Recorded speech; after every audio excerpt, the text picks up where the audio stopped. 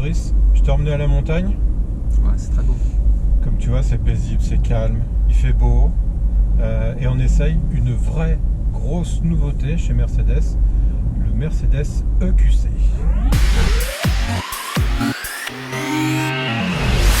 Alors EQC, qu'est-ce que c'est? Bah écoute, c'est comme tu l'as dit en introduction, c'est une vraie nouveauté, c'est totalement inédit chez Mercedes, c'est leur première voiture 100% électrique, d'où le silence.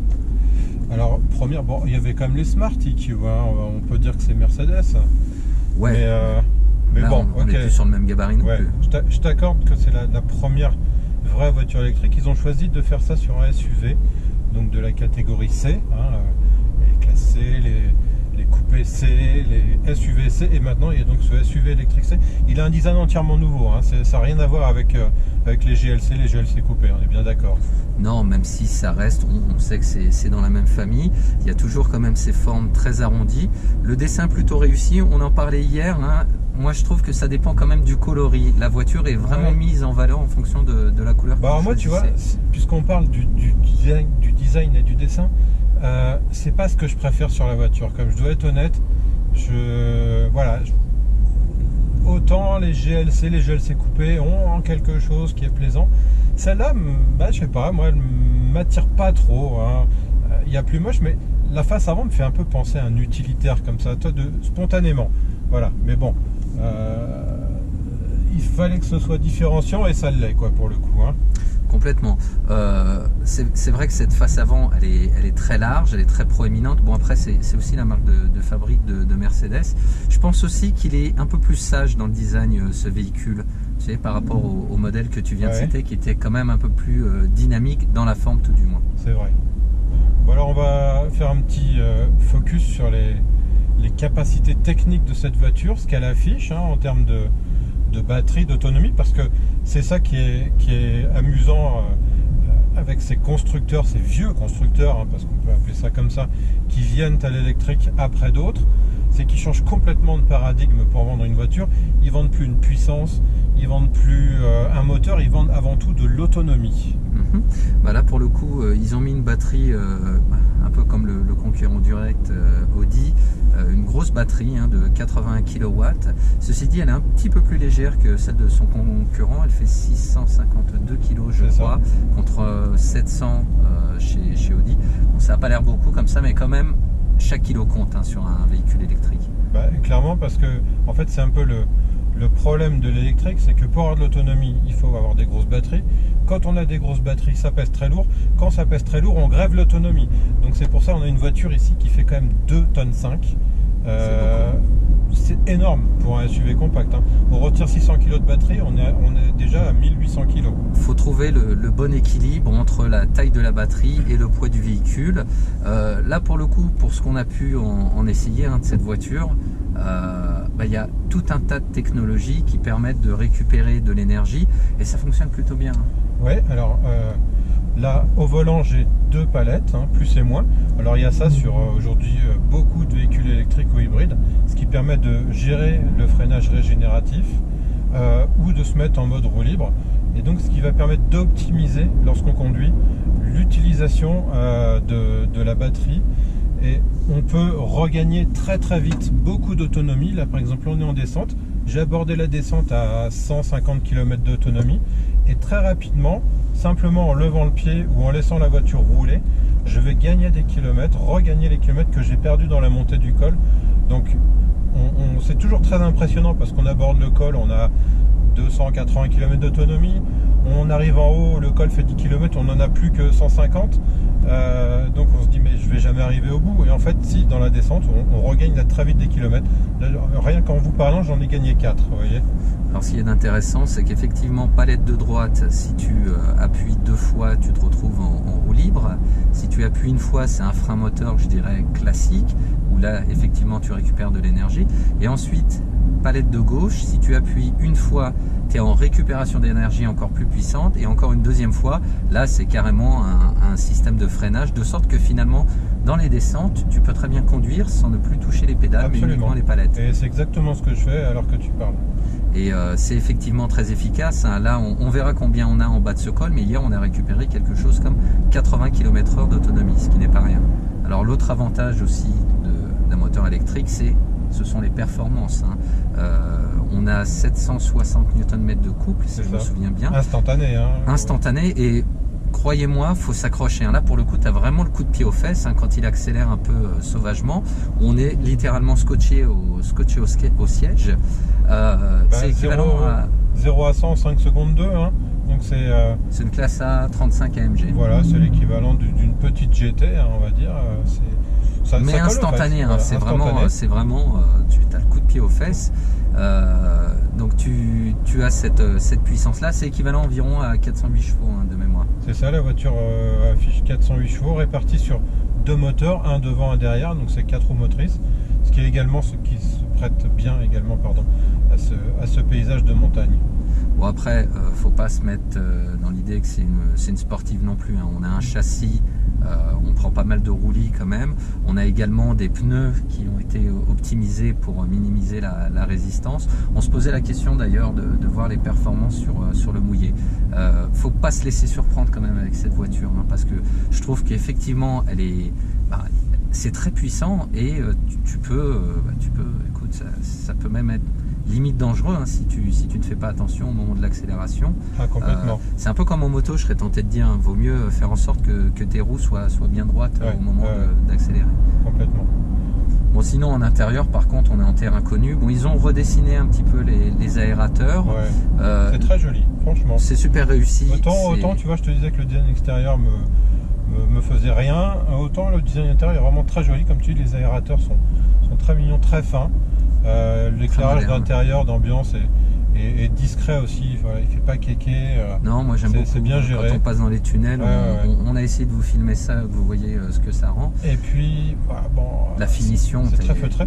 Alors la finition de la planche de bord, on va dire, c'est pas moussé, mais c'est super bien fait, c'est très propre.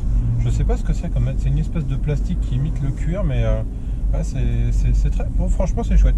Et on a des petites surpiqûres sur les côtés, les vitres qui descendent plus bas que le montant. Écoute, moi j'aime bien. Ouais, c'est soigné, c'est joli. On est dans une édition spéciale, c'est l'édition 1886, date qui correspond à interrogation. La création de la marque Daimler.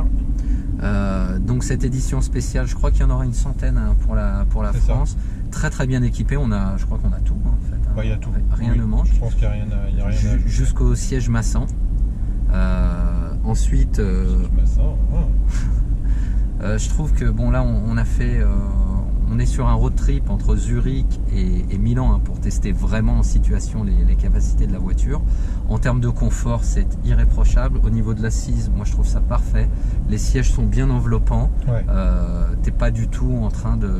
Les suspensions aussi font un super boulot. Enfin voilà, c'est tout un ensemble qui fait que la voiture est extrêmement confortable et silencieuse. Donc ce qui rajoute aussi la sonorisation. Souvent sur les voitures électriques, une fois qu'on roule sur autoroute à 120-130 km/h, on est rattrapé par le bruit de roulement. On n'a pas le bruit du moteur, mais on a le bruit de roulement.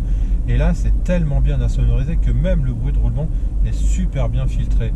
On a franchement un petit feulement. C'est tout ce qu'on entend dans la voiture, même quand on roule sur autoroute. Franchement, c'est vraiment chouette. Et ça participe aussi au confort parce que on n'a pas la fatigue auditive. Donc on est vraiment bien. Et alors maintenant, je te propose d'aborder les sujets qui te sont chers, c'est-à-dire tout ce qui est connectivité, etc. Il y a quand même des choses qui ont été adaptées. Tu m'enlèves les mots de la bouche. À un véhicule électrique.